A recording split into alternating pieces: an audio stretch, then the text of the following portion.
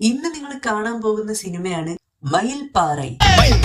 മുരുകനുக்கு വൈരവേല എടുത്തു വന്ന് നീതി വഴങ്ങും പാറ മീത് ന്യായം കേൾക്കും എന്നാ ഈ സിനിമയുടെ കഥ മുഴുവൻ പാട്ടിലൂടെ അങ്ങോട്ട് പറഞ്ഞാ പോരെ. മയിൽപ്പാറ മുരുകനുக்கு വൈരവേല എടുത്തു വന്ന് നീതി വഴങ്ങും പാറ മീത്. മയിൽപ്പാറ മുരുകനുക്ക് വൈരവേലി എടുത്തു വന്ന് നീതി വഴങ്ങും പാറമേത് അടുപ്പുണ്ടാക്കി ചോറ് വെച്ച്. ഇതൊക്കെ ഒരു പാട്ട്. ഇയാൾക്കെന്താ വയ്യേ? കുഴമ്പിട്ട് തടവണ്ട പ്രായത്തിലാണ് ഇയാളുടെ കറ്റമെതിക്കല്. ഓക്കെ, ഈ സിനിമ തുടങ്ങുന്നതിന് മുന്നേ എനിക്ക് നിങ്ങളോടൊരു കാര്യം പറയാനുണ്ട്. ആഡൊന്നുമില്ല, ഈ സിനിമയെ കുറിച്ച് തന്നെയാണ് എനിക്ക് പറയാനുള്ളത്. ഗെയിം ഓഫ് ത്രോൺസിലൊക്കെ പോലെ തന്നെ ഈ സിനിമയിലും കുറെ കുടുംബങ്ങളുണ്ട്. എല്ലാവരും പരസ്പരം കണക്ട് ആയിട്ടാണ് കിടക്കുന്നത്. ഇവരുടെ ഈ ഫാമിലി ട്രീ മനസ്സിലാക്കാൻ വേണ്ടി എനിക്ക് ഒരു ദിവസമാണ് ചെലവായത്. സോ നിങ്ങളും എന്നെ പോലെ വെറുതെ ഈ ഉണക്ക സിനിമയ്ക്ക് വേണ്ടി ഒരു ദിവസം കളയണ്ടെന്ന് ഞാൻ വിചാരിച്ചു. ഇവന്മാരുടെ ഈ ഫാമിലി ട്രീ എങ്ങനെയാണ് പോണതെന്ന് ഞാൻ പറഞ്ഞു തരാം. പടയപ്പാ, ഇയാളാണ് ഗണേശൻ, ഈ സിനിമയിലെ ഹീറോ. ഇയാൾക്കൊരു അനിയത്തിയും ഒരു അനിയനും ഉണ്ട്. ഇതാണ് ഈ സിനിമയിലെ സെക്കൻഡ് ഹീറോ. ഇയാൾക്കൊരു അനിയത്തി ഉണ്ട്. അവരാണ് ഈ സിനിമയിലെ നായിക. അവളുടെ പേര് മയില്. ഇതാണ് ഈ സിനിമയിലെ സെക്കൻഡ് ഹീറോയിൻ, പേര് ദീപ. ഈ ദീപയുടെ അച്ഛൻ ഒരു ഗ്രാമമുഖ്യനാണ്. ദീപയുടെ അച്ഛന്റെ അനിയത്തിയാണ് നമ്മുടെ നായികയുടെ അമ്മ. നായികയുടെ അച്ഛന്റെ ഏട്ടനാണ് നമ്മുടെ ഹീറോയുടെ അച്ഛൻ. നിങ്ങൾക്ക് ഇതൊക്കെ മനസ്സിലായി ഞാൻ വിചാരിക്കുന്നു. മനസ്സിലാവുന്നുണ്ടാവല്ലോ. മനസ്സിലായില്ലെങ്കിൽ പറയണം കേട്ടോ. എല്ലാവരും കേൾക്കാനാ പറയുന്നത്, മനസ്സിലായില്ലെങ്കിൽ പറയണം. ഇനിയിപ്പൊ മനസ്സിലായിട്ടില്ലെങ്കിലും സാരില്ല. പിന്നെ ഇതൊക്കെ കാണാപ്പാടാക്കാൻ ഇവര് സ്വാതന്ത്ര്യ സമര സേനാനികളൊന്നുമല്ലല്ലോ. നമ്മുടെ മെയിൻ നായകൻ ഗണേശൻ ഒരു കൃഷിക്കാരനാണ്. അയാൾ കൃഷി ചെയ്തുണ്ടാക്കുന്ന കാശ് കൊണ്ടാണ് ഇയാളുടെ ഫുൾ കുടുംബവും ജീവിക്കുന്നത്. அண்ணே இருக்குது ஒரு தம்பி ஒரு தங்கச்சி, அவங்க நல்லா படிக்கணும், அம்மா அப்பா நல்லா இருக்கணும், இதுதான் எனக்கு எல்லாமே. നമ്മുടെ ഗണേഷിന്റെ അനിയൻ ശരവണൻ ഒരു കോളേജ് സ്റ്റുഡന്റ് ആണ്. കോളേജിലെ പെൺകുട്ടികളുടെ ഹീറോ ആണ് ശരവണൻ. ஹாய் மஞ்சு. என்ன டைம் என்ன மஞ்சு? ஏச்சி கையெடு. வர வர ரஞ்சித் என்ன ஓவரா கிண்டல் பண்றான். நீ போ, நான் பாத்துக்கறேன். A few moments later. Ranjith, time என்னடா ஆச்சு? உங்க கையில தான் வாட்ச் இருக்குலடா. ஏய், இது ஓட்ட வாட்ச். நீ சொல்ற ஓட்ட வாட்ச்லாம் கட்டிட்டியானா? ரோட்ல நடந்து வரேன். Emotional damage. ஓட்ட வாட்ச்லாம் கட்டிட்டியானா? ரோட்ல நடந்து வரேன்.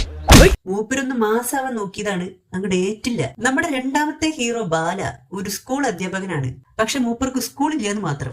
ഒരു മരത്തിന്റെ അടിയിലാണ് മൂപ്പര് ക്ലാസ് എടുക്കുന്നത്. ബാല പാവങ്ങളുടെ ഹീറോയാണ്.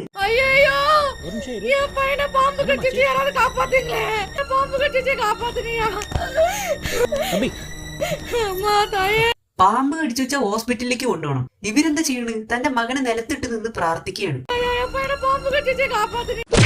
അവിടുന്ന് അങ്ങോട്ട് നമ്മുടെ ഹീറോ ബാല ആ പയ്യനെ എടുത്തോണ്ട് ഹോസ്പിറ്റലിലേക്ക് പോവാണ്.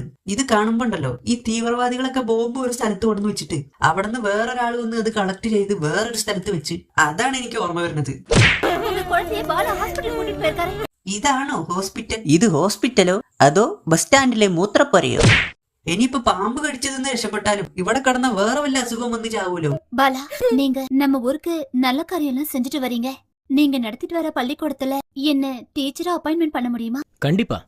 അവിടെ ഗൊമ്മാലെ ആ ചെക്കൻ അവിടെ കടന്ന് ജീവന് വേണ്ടി പോരാടുമ്പോഴാണ് ഇവരുടെ ഒരു കഥാപ്രസംഗം. அப்ப நான் பொட்டனா? இத்தனையும் நான் செய்து கொண்டிருக்கேன், நான் பொட்டனா? நாளைக்கே நம்ம பள்ளிக்கூடத்துக்கு நீங்க வரலாமே. ആകെ 2 പേരുണ്ട്. ഇവരെന്ത് ക്ലാസ്സാണ് എടുക്കണത്? இவங்க தான் உங்களுக்கு புதுசா வந்திருக்கிற டீச்சர். தீபா, நான் பக்கத்துல ஒரு வேலையா போயிட்டு வந்துடுறேன். அது வரைக்கும் நீங்க கிளாஸை பாத்துக்கோங்க. ഇയാളിപ്പോ എന്തോ പഠിപ്പിക്കായിരുന്നു. അപ്പോഴാണ് ദീപ വന്നത്. എന്നാ ബാക്കി നിങ്ങൾ പഠിപ്പിക്കുന്നു പറഞ്ഞിട്ട് ഇയാൾ എങ്ങടോ പോയി. അപ്പൊ ഇയാൾ എന്താണ് കുട്ടികളെ പഠിപ്പിക്കണത്? എന്താ പറ, എനിക്കറിയില്ല. തമ്പുരാൻ അറിയാം. ബാല ഒരു സിലമ്പാട്ടക്കാരൻ കൂടിയാണ്. ഇയാൾ ഉറങ്ങിയോ? ഇനി നമ്മുടെ നായികയായ മയിലിന്റെ ഒരു ഇൻട്രോ സോങ്. മയില് പൂച്ചയായിട്ട് മാറിയോ? നമ്മുടെ ഗണേശൻ മയിലിനെ കണ്ടുമുട്ടുകയാണ് സുഹൃത്തുക്കളെ. மாட்டிக்கிட்டியா? ஏய் மயிலே, என்ன அண்ணா நானும் வரட்டுமா?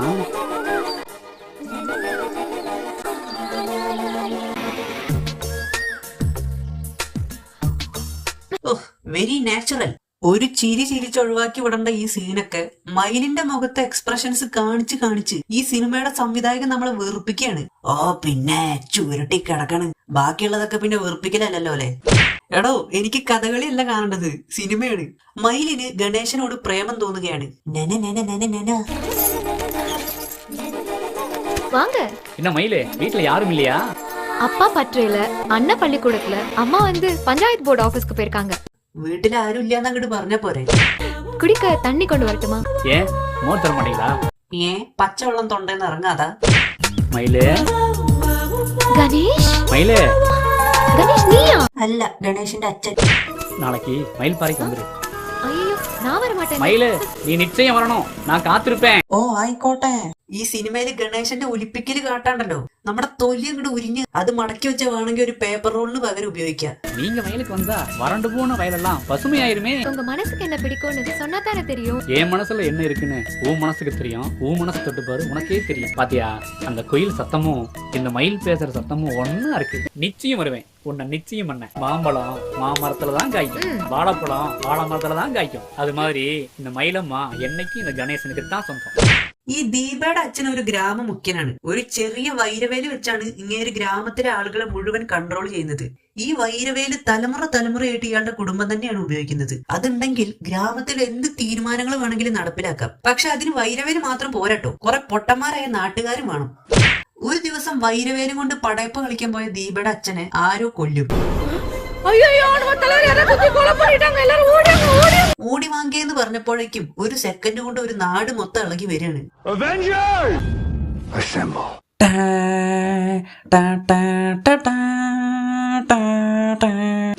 ഈ സമയം 2 പോലീസുകാർ തങ്ങളുടെ ബൈക്കിൽ 100-110 സ്പീഡിലൊക്കെ വരികയാണ്. ഏതോ ബൈക്ക് റേസിംഗിന്റെ സൗണ്ട് എടുത്ത് സ്പ്ലെൻഡറിനും പൾസറിനും ഇട്ട് കൊടുത്തിരിക്കുകയാണ് ഇവര്. நாட்டாமைய வாழைத்தோப்பு கிட்ட கொண்டிருக்காங்க. கார்ல அந்த வைரவேல் பெட்டி மட்டும் இருக்கு. வைரவேலை திருடி இருக்காங்க. இல்ல பாடா, நாட்டாம வந்த பாதையில கள்ள வச்சு தடுத்திருக்கான். டிரைவர் அதை எடுக்க போயிருப்பான். எடுக்க போன மாயாண்டிய வெட்டி இருப்பான். இத கேட்க போன நாட்டாமைய கிட்டத்தட்ட 1 കിലോമീറ്റർ ദൂരം. ഇയാളുടെ ഈ വിവരണമൊക്കെ കേട്ട് കഴിഞ്ഞാൽ ഇയാളാണ് കൊന്നതെന്ന് തോന്നും. ഈ സമയം ഗ്രാമത്തിലേക്ക് ഒരു പുതിയ പയ്യൻ വരികയാണ്. ആളൊരു മെക്കാനിക്കൽ ജോലിക്ക് വേണ്ടിയാണ് കേട്ടോ വന്നിരിക്കുന്നത്. நான் மெக்கானிக்கல் வேலைக்கு தான் வந்திருக்கேன். ഓ, ക്ലൈമാക്സിൽ ഇയാള് പോലീസായിരിക്കും, അതല്ലേ? ഇതെങ്ങനെ മനസ്സിലായി? It's called common sense. അല്ല, ഇതുപോലത്തെ സിനിമകളിലൊക്കെ വേഷം മാറി നടക്കുന്ന ഒരു പോലീസുകാരനെ സാധാരണയായിട്ട് കണ്ടുവരാറുണ്ട്. சரி ஜான், நீ இங்கே தங்கிக்கலாம்.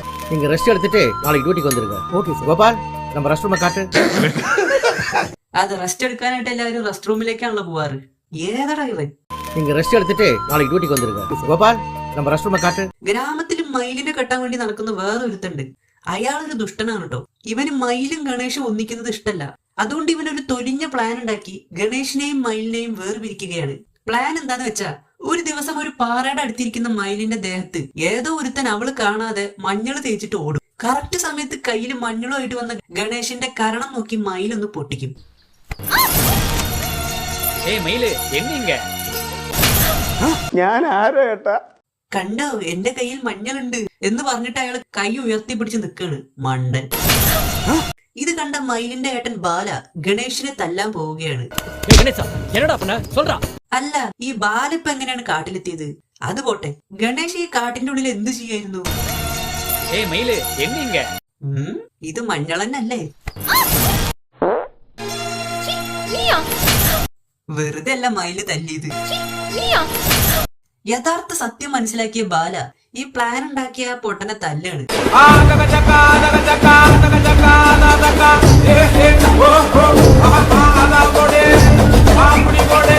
മരിച്ചുപോയ ഗ്രാമമുഖ്യൻ ഏതോ ഒരുത്തന്റെ സ്വത്ത് അവൻ നശിപ്പിക്കാൻ ശ്രമിച്ച ഒരു പെൺകുട്ടിയുടെ പേരിൽ എഴുതി കൊടുക്കാൻ വൈരവേൽ ഉപയോഗിച്ച് ഉത്തരവിട്ടു. അവൻ ഇയാളെ കുത്തിക്കൊന്നു. സ്വാഭാവികം. ഈ സമയം കാറിലുണ്ടായിരുന്ന വൈരവേല് മയിലിനെ കെട്ടാൻ നടക്കുന്ന ആ പൊട്ടൻ കട്ടു. സിമ്പിൾ. ഇത് കാണിക്കാനാണ് ഗണേശൻ അവന്റെ കുറെ നെൽപ്പാടങ്ങള് ആ നെൽപ്പാടത്ത് വളമിടുന്നതും വൈക്കോല് കോരുന്നതൊക്കെ സംവിധായകൻ എടുത്തു വെച്ചിരിക്കുന്നത്. ഇതൊക്കെ കാണാനാണെങ്കിൽ എനിക്ക് കിസാൻ കൃഷിദീപം കണ്ടാ പോരെ. മലയാള കർഷകന്റെ വഴികാട്ടി കിസാൻ കൃഷിദീപം. അവസാനം എല്ലാവരെയും മറ്റേ വേഷം മാറി നടക്കുന്ന പോലീസ് അറസ്റ്റ് ചെയ്യും. അല്ല, ഇയാളെന്താ ആരുടെങ്കിലും റിസപ്ഷന് പങ്കെടുത്തിട്ട് വരികയാണോ? ആരെങ്കിലും ഒരാളെ അറസ്റ്റ് ചെയ്യാൻ പോകുമ്പോ ഇങ്ങനെ കോലം കെട്ടിയിട്ട് വരും.